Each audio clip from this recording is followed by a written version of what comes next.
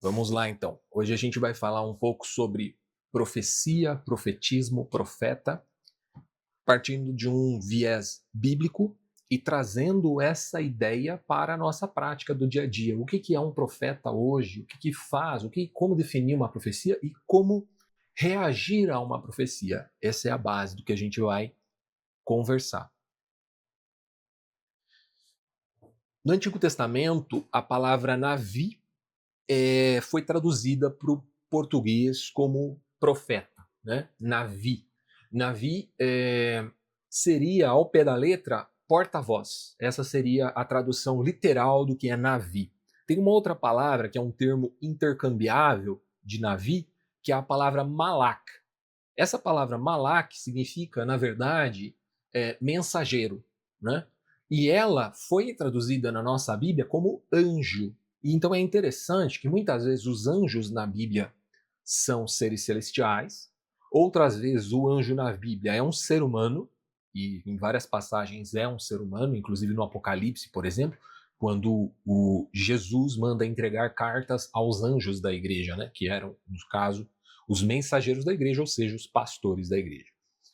E existe um terceiro termo que gera um pouquinho de mistura, né? De confusão, que é o termo Menehesh, né? Então, Navi, Malak e Menehesh. Menehesh é a palavra que a gente geralmente traduz como adivinho, vidente, feiticeiro, médium, né? Nas Bíblias, você vai encontrar mais vidente ou feiticeiro, né? Atribuindo esse termo Menehesh. Mas em algumas Bíblias você vai encontrar, inclusive, essa mistura, sabe?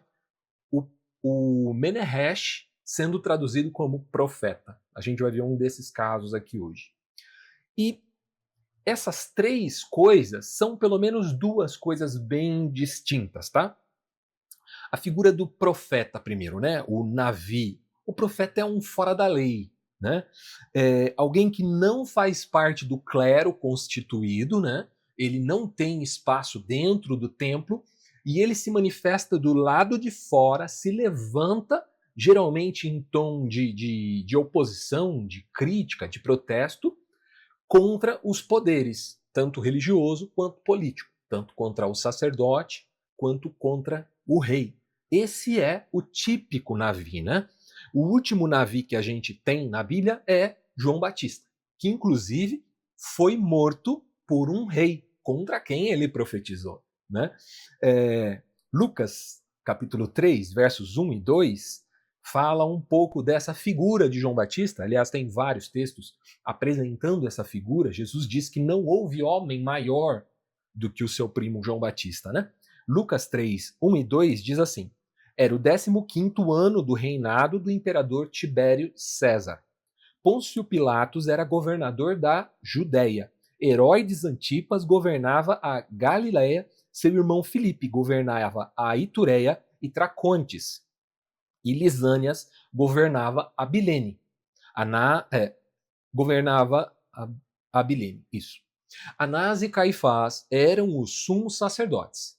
Nesse ano veio uma mensagem de Deus a João, filho de Zacarias, que vivia no deserto. Olha só, você tinha dois sumos sacerdotes, você tinha esse bando de governante aqui, mas a mensagem, a palavra do Senhor foi para quem? Para o profeta, para o Navi. Né? João era filho de um sacerdote, por sinal. Né? Zacarias era um sacerdote, o texto diz que ele era um sacerdote que era responsável pelo incenso que era queimado ali no templo. Né?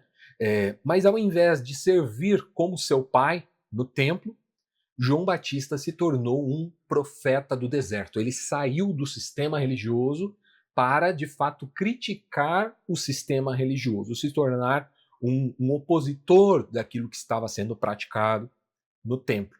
A gente tem ainda figuras como Jonas, por exemplo. No texto, você vai encontrar Jonas sendo chamado tanto de Navi, ou seja, de profeta, quanto de Malak, ou seja, de mensageiro ou anjo. Né? No caso, em nenhuma vez se traduz Malak como anjo com referência a Jonas. Né? Em geral, vai se traduzir como profeta também, mas são duas palavras distintas no original. o Malak e Navi, né? Mensageiro e profeta. Os profetas ou mensageiros são pessoas cheias do Espírito Santo, guiadas por Deus para uma missão. Por outro lado, os adivinhos, né, que são esses Menehesh, são uma categoria completamente distinta dos profetas e dos mensageiros. Os Menehesh, talvez o mais conhecido Menehesh da Bíblia seja Balaão, né?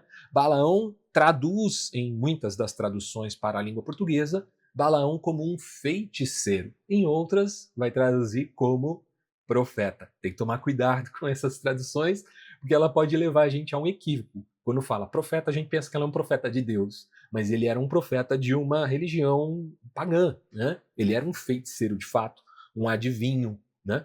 E ele era de Petor, na Mesopotâmia. Foi contratado por Balac, que era rei dos Moabitas, para amaldiçoar os israelitas. Essa era a função do Balaão, amaldiçoar os israelitas. E o rei dos Moabitas deu um monte de grana para ele fazer essa maldição contra os israelitas. Mas se você conhece a Bíblia, você já sabe da história, tudo, da mula de Balaão, né? Então, no meio do caminho, quando ele estava indo para amaldiçoar de fato os israelitas, ele é surpreendido por quem? Por um mensageiro, um malak, que o texto traduz para o português como um anjo do Senhor, que aparece na beira do caminho, que o jumento enxerga e ele não enxerga, que o jumento não quer, a mula, perdão, né, não quer andar, e Balaão insiste com ela até que a mula fala, né? A mula reclama da violência de Balaão.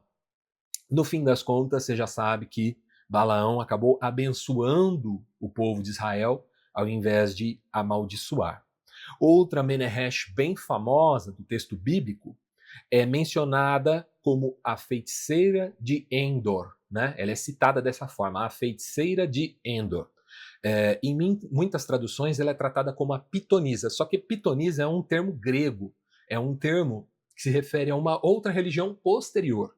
Essa mulher, a feiticeira de Endor, não tinha como ser uma pitonisa, porque as pitonisas eram uma espécie de sacerdotisas do deus Apolo, que sequer era cultuado nesse contexto aqui, né, do período de Davi.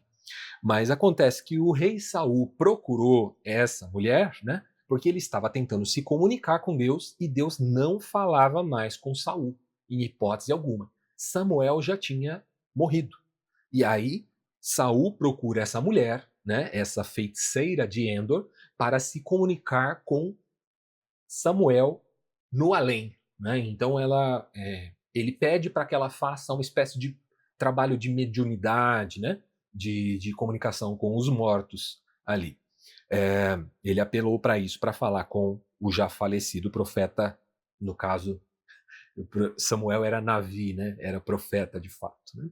Então, recapitulando, de um lado a gente tem os profetas, Navi, e os Malak, os mensageiros ou anjos, e do outro nós temos Menehesh, que são feiticeiros, adivinhos, videntes, como você queira traduzir, tá?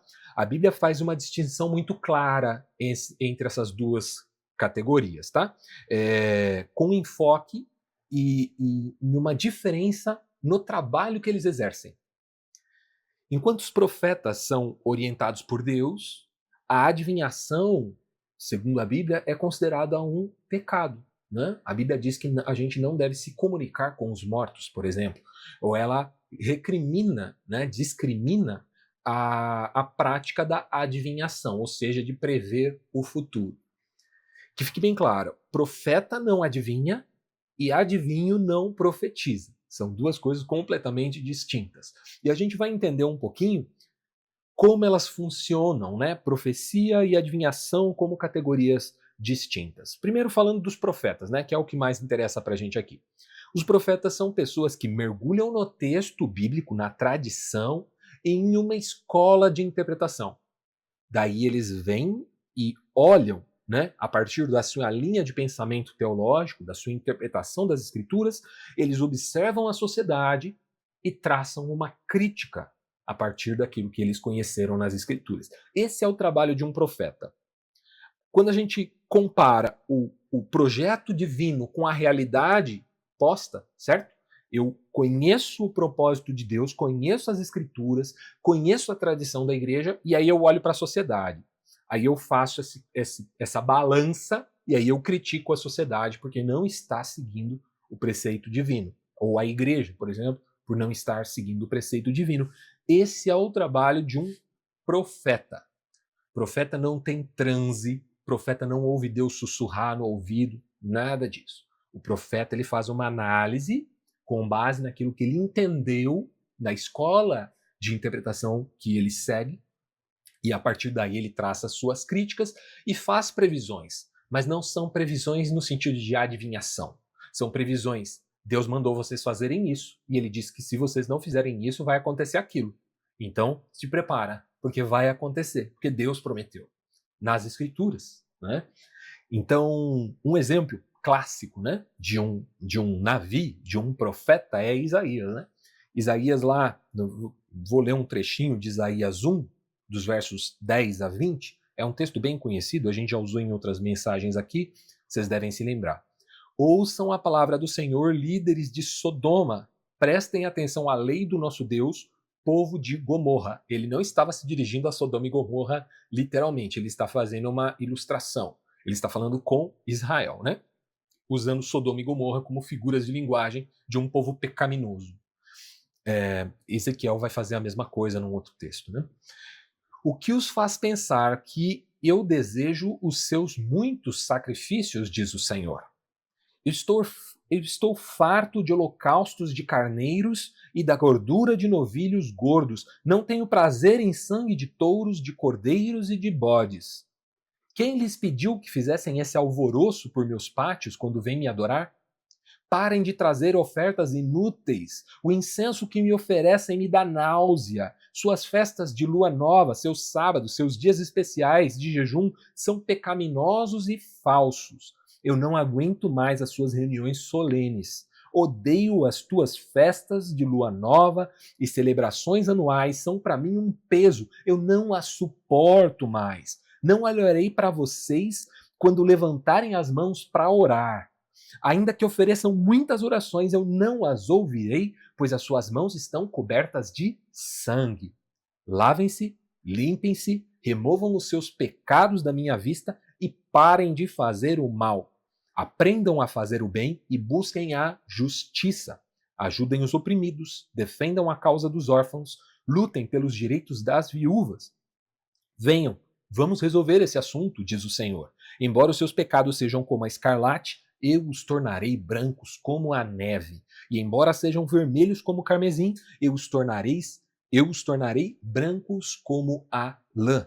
Se tiverem dispostos a me obedecer, terão comida em fartura. Se, porém, se desviarem e recusarem a ouvir, serão devorados pela espada. Eu, o Senhor, falei. Esse é o típico texto de um profeta. Ele observa a sociedade, ele vê a injustiça que estava sendo praticada e as pessoas querendo levar as suas vidas religiosas, mesmo sendo injustas com a viúva, com o órfão, né? Ele menciona esses grupos de vulnerabilidade aqui, que a gente fez um estudo recentemente, uma série sobre isso. Ele menciona esses grupos e ele fala: enquanto vocês não corrigirem isso, Deus não vai receber a adoração de vocês. E é porque Deus sussurrou no ouvido de Isaías que ele falou isso? Não, porque ele leu o texto. E segundo a sua escola de interpretação, Deus espera que a gente faça essas coisas. Então ele vai e denuncia que o povo de Israel não estava cumprindo o seu pacto, a sua aliança com Deus, certo? Esse é o típico profeta. Não existe elogio de profeta. Talvez essa seja a primeira peneira. Se um profeta está elogiando alguém, ele é um falso profeta. O trabalho do profeta é corrigir aquilo que está em desacordo com a tradição interpretativa que ele adotou. Aqueles profetas que fazem elogios, promessas de paz e prosperidade, são chamados na Bíblia de falsos profetas. Jeremias 27,14, né? Tem um texto bem clássico disso. Não deem ouvidos aos falsos profetas que lhes dizem: o rei da Babilônia não os dominará. São mentirosos. Ou seja, Jeremias está dizendo: a Babilônia vai vir e vai levar vocês. Não deem ouvidos aos falsos profetas que estão elogiando vocês, dizendo que está tudo certo. Porque é típico do falso profeta fazer esse tipo de elogio, né? Ou de trazer notícias muito tranquilas, muito de boa. Não, Deus está de boa com vocês, fica tranquilinho aí que está tudo relax, né? Profetas verdadeiros também não são elogiados, tá, pessoal? Jesus disse ali, Lucas 6, 26, né? Ele falou que a aflição espera vocês que são elogiados por todos, pois os antepassados deles também elogiaram os falsos profetas. Então, os falsos profetas elogiam e são elogiados. Eles não criticam nem são criticados. Se você vê uma pessoa que só recebe elogio, é muito provável, né, e que fala da parte de Deus, né, é muito provável que ela seja um falso profeta. Ou como costuma dizer o Ariovaldo Ramos, né, profeta do Senhor não vai em festa de rei. Isso quer dizer o quê? Que profeta de verdade não se relaciona com os poderes políticos e religiosos, exatamente para que ele tenha a liberdade, né, a autonomia de fazer uma análise da realidade e trazer as suas críticas baseadas em seu entendimento do texto bíblico. Por consequência do projeto de Deus para a igreja, para a humanidade, né? E isso sem interferências ou favoritismos. Então, não dá para um profeta ter aliança política. Se ele tem aliança política, ele já sacrificou o espírito profético. E ele está, na verdade, dizendo o que aquele seu aliado político quer que ele diga, né? Então ele se torna automaticamente um falso profeta. E os videntes, né? Quem são os videntes? Os videntes nem sempre são os falsos profetas, tá? Mas eles estão na ponta oposta dos profetas. Eles afirmam que recebem uma mensagem de uma divindade, de um espírito. Ultimamente está na moda alienígena, né? Então a pessoa recebe uma mensagem dos seres, dos entes de outra dimensão, ou de outro planeta, ou de dentro da Terra, né? E eles entregam essa mensagem. Então, a gente, na linguagem popular, né, a gente chama de cavalo, né, aquele que recebe um espírito num terreiro, por exemplo, né? É conhecido como cavalo. Na mesa branca é chamado de médium, né? Aquele que recebe uma entidade, um espírito. Em geral, essas informações, essas mensagens são de ordem premonitória, ou seja, são previsões do futuro, né? Dizendo se isso vai dar certo, se isso vai dar errado, se você deve fazer assim, se você deve fazer assado, né? Em geral, é isso que os videntes vão falar.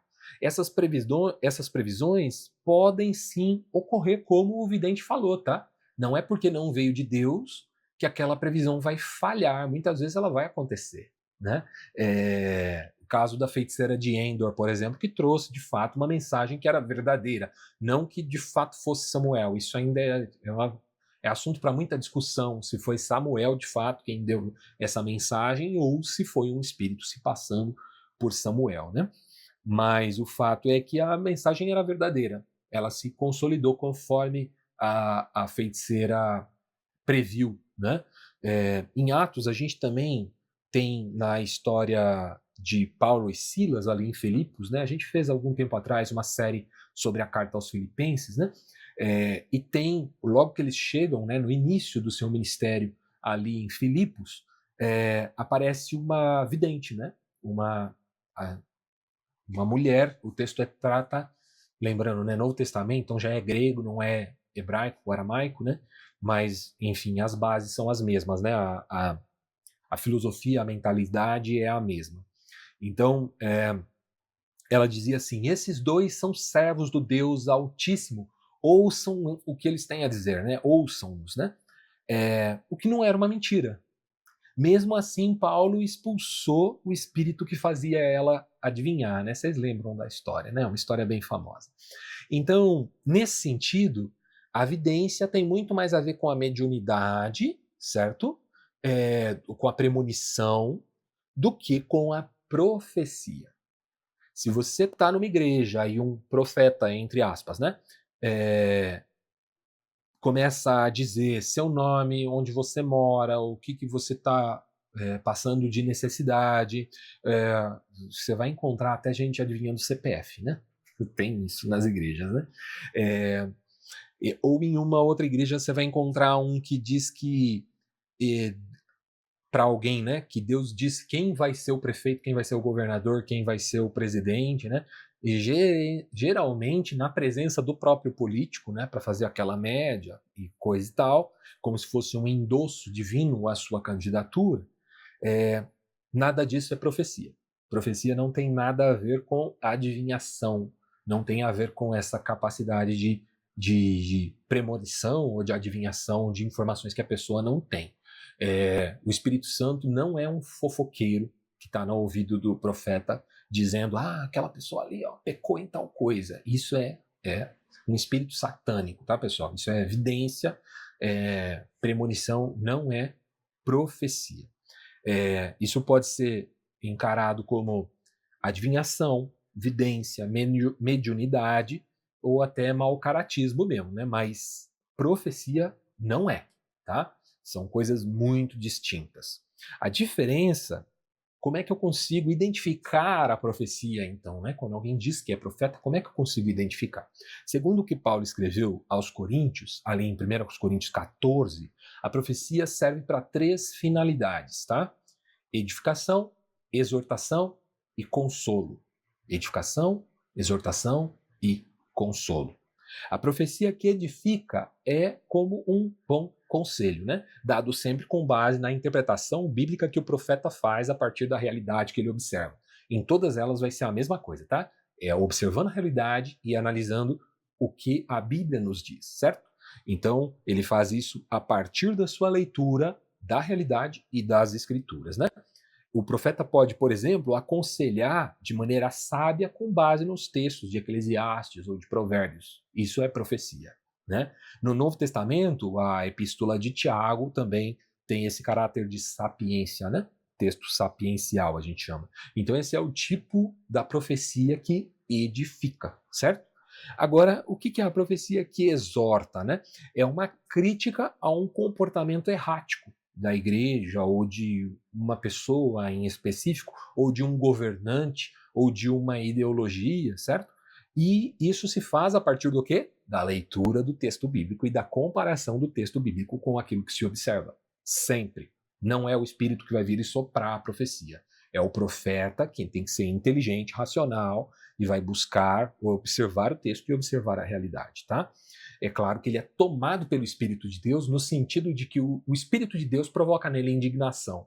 A gente leu aqui a profecia de Isaías, é óbvio que ele está indignado, tomado pela indignação pelo próprio Espírito de Deus que habita nele, né? Que o está impulsionando na direção dessa indignação. Mas não é o Espírito quem sopra as palavras que ele deve falar, mas sim o Espírito quem o coloca diante do texto e diante da realidade e que abre os seus olhos para que ele observe a realidade e compare com aquilo que as Escrituras dizem, certo? Então, no caso da exortação, o caso de Isaías, por exemplo, é um desses casos, né, de profecia como exortação. A exortação acontece, por exemplo, quando o profeta denuncia a falta de cuidado, né, com o pobre, com o estrangeiro, com o órfão, com a viúva, né, igual Isaías está fazendo e conforme a gente viu aqui numa das nossas últimas séries da Igreja Presente. Por fim, então, é edificação, exortação e consolo, certo? A profecia que consola é aquela que faz o apontamento da esperança invisível diante de uma realidade dura, do caos que é visível. Então, isso está muito presente, por exemplo, nos textos apocalípticos, né? A gente observa os textos apocalípticos, eles apontam não para a desgraça, mas para uma esperança no meio da desgraça, uma esperança no meio do caos. A perseguição, e quem está sendo perseguido? Os santos de Deus. Aí, se eu estou sendo perseguido, eu falo, puxa, então eu estou no caminho certo, né? Então é para isso que o texto de Apocalipse serve, para que a gente tenha esperança diante da perseguição, da luta, da dificuldade, né? Que era o que passava, né? Eu faço uma leitura preterista do Apocalipse, e isso significa que eu observo ele primariamente olhando para os seus primeiros leitores, as pessoas que receberam essa carta lá atrás. Qual era o ambiente em que eles estavam? Qual o tipo de perseguição que eles sofriam? A gente sabe historicamente, por exemplo, que Nero incendiava corpos de cristãos pendurados em postes para iluminar o seu jardim, né? Imagine você ver seu filho, sua filha, seu pai, seu irmão, sua esposa, seu marido sendo usado como tocha humana para iluminar o jardim do imperador, né? Então era essa a realidade que eles viviam.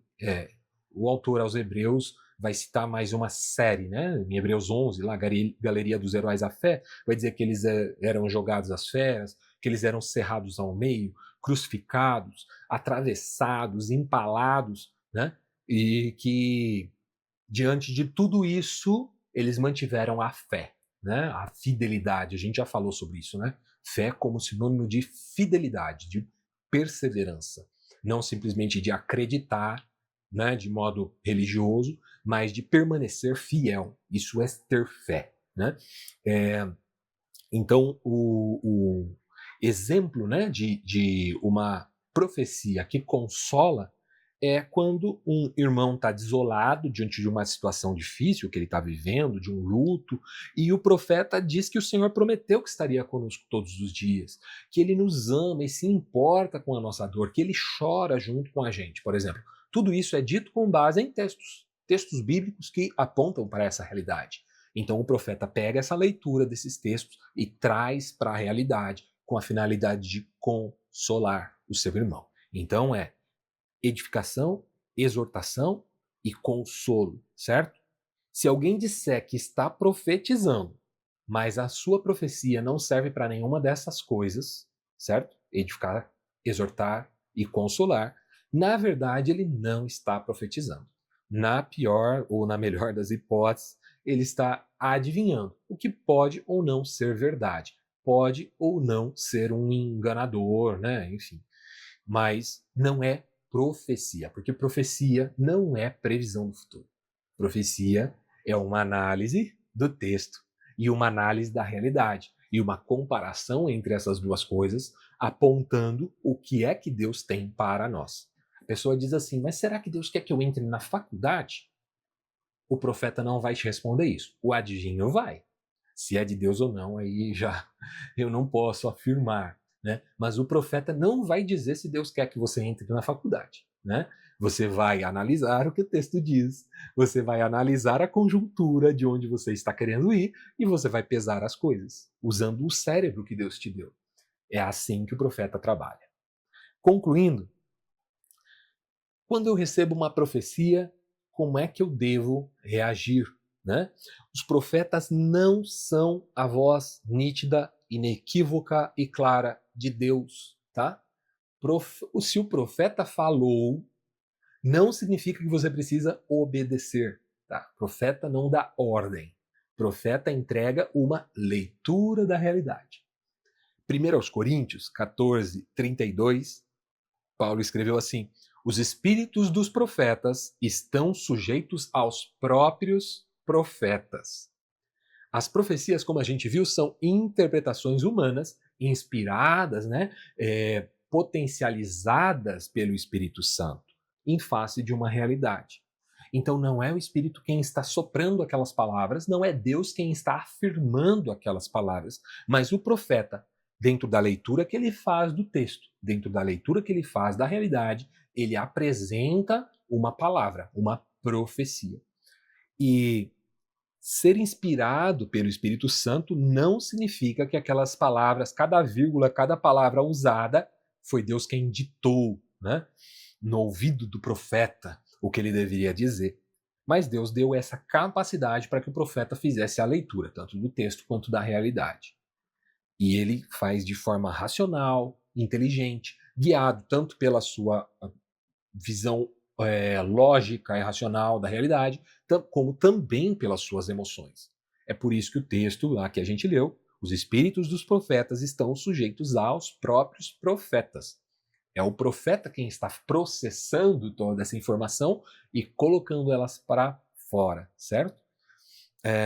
Então a primeira coisa que eu devo fazer quando eu recebo uma profecia é observar o que a Bíblia diz a respeito da conclusão que o profeta deu. Quando eu olho para a profecia e eu olho para a Escritura, eu vou reforçar ou não aquilo que o profeta disse. Faz sentido com o texto? aquilo que ele disse? Se aplica à minha realidade aquilo que o profeta disse? Outra iniciativa muito prudente é a gente aguardar a confirmação pela boca de outros profetas. O texto bíblico também nos orienta a fazer isso, né? Outras pessoas que vão ver a mesma realidade que eu estou passando, da mesma forma que aquele profeta viu, outras pessoas vão vir e vão reforçar essa leitura. Diz assim, irmão, vou dar um exemplo, tá?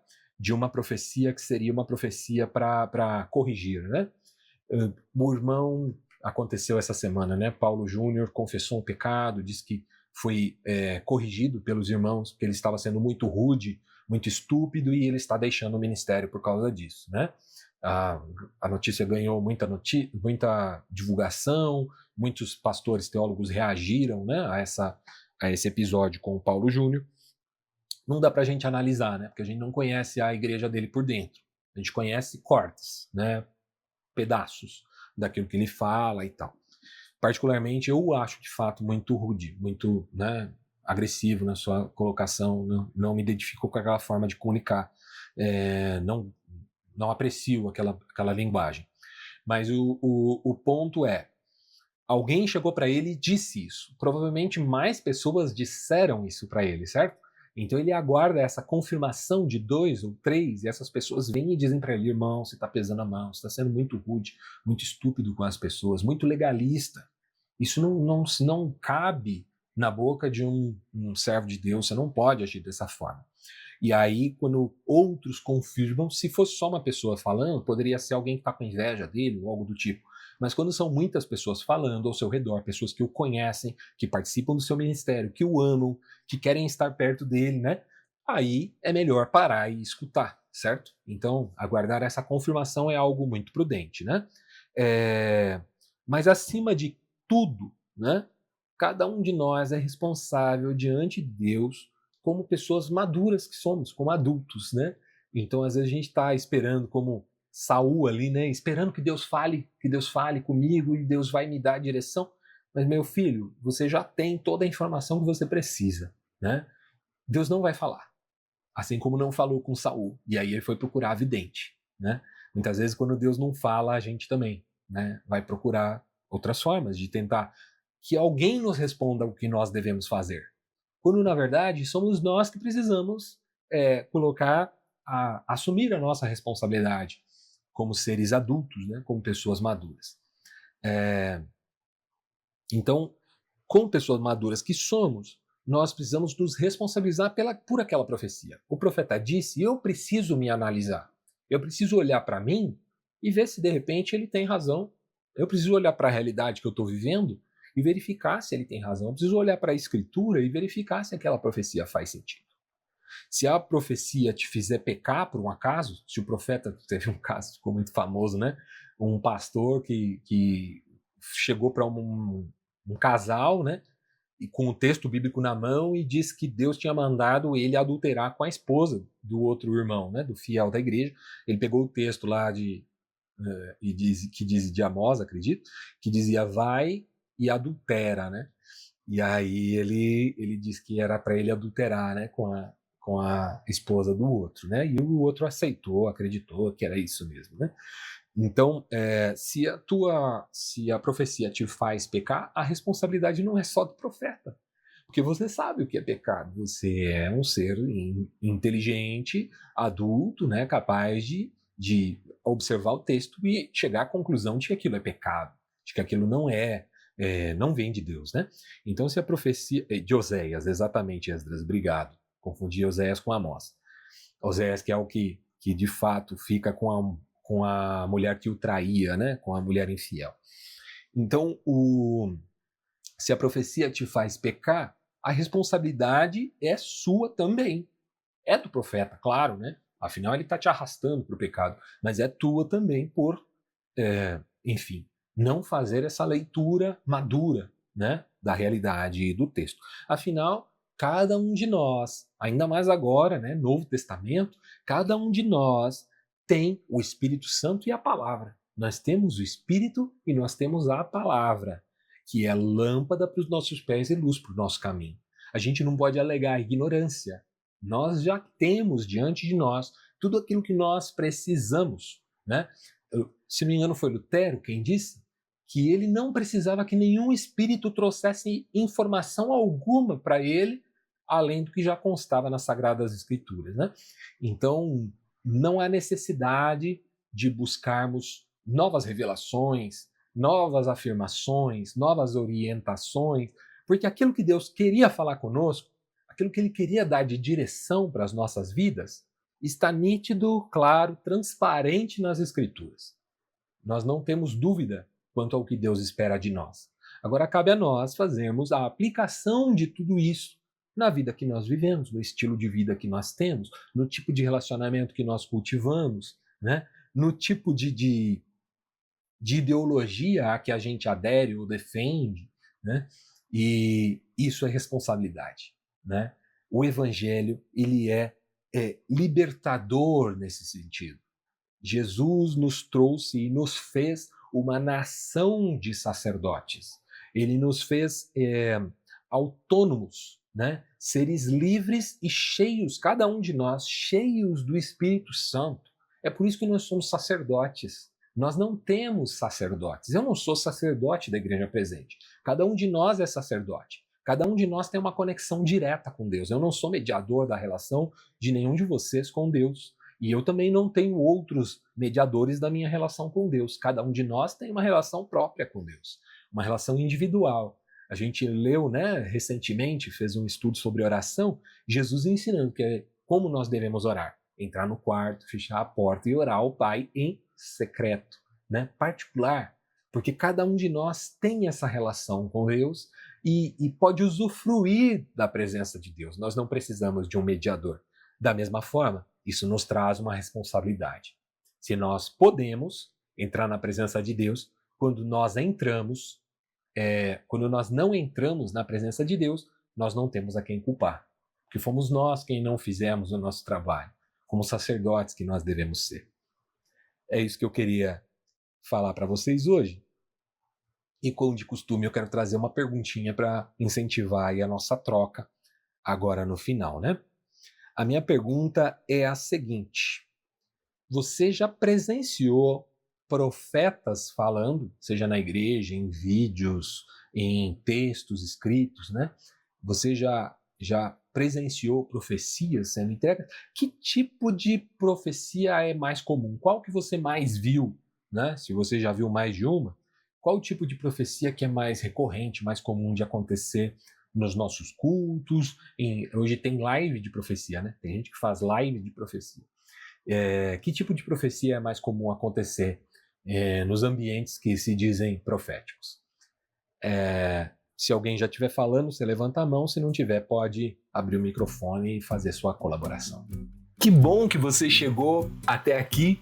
É sinal que você assistiu toda a mensagem, e se você assistiu toda a mensagem, é sinal que ela te edificou de alguma forma, te levou a alguma reflexão. E queira ou não, esse é o motivo principal da gente estar aqui, gerar uma fé que é forjada na reflexão, no questionamento, na dúvida. Tanto que você deve ter notado que no final da mensagem sempre tem uma pergunta para o pessoal que está participando ao vivo interagir, compartilhar novos pontos de vista, trazer contraponto, somar a toda a ideia que foi exposta. Se por um acaso você está assistindo aqui e não viu a reunião ao vivo, você também pode interagir aqui nos comentários desse post ou mandando inbox pra gente. Te interessa participar das nossas reuniões? É muito fácil. Essas reuniões acontecem totalmente online, então você pode participar de qualquer lugar do Brasil pelo Google Meet. Para acessar é só entrar em igrejapresente.com/encontro. Salvo raríssimas exceções, as nossas reuniões acontecem todos os sábados às 20 horas. E aqui todo mundo é bem-vindo, principalmente se você não se sente bem-vindo e acolhido nas igrejas tradicionais. A gente só não é tão tolerante assim com pessoas intolerantes, e a gente só não recebe tão bem assim pessoas perfeitas, mas a gente também está aprendendo. Se você quer saber mais sobre a Igreja Presente, dá uma olhada no nosso manifesto, clicando aqui. E se você quer seguir o nosso canal e acompanhar todas as reuniões que são postadas, é só clicar aqui. No mais, seja muito bem-vindo e espero que você se sinta em casa. Um abraço, tchau, tchau.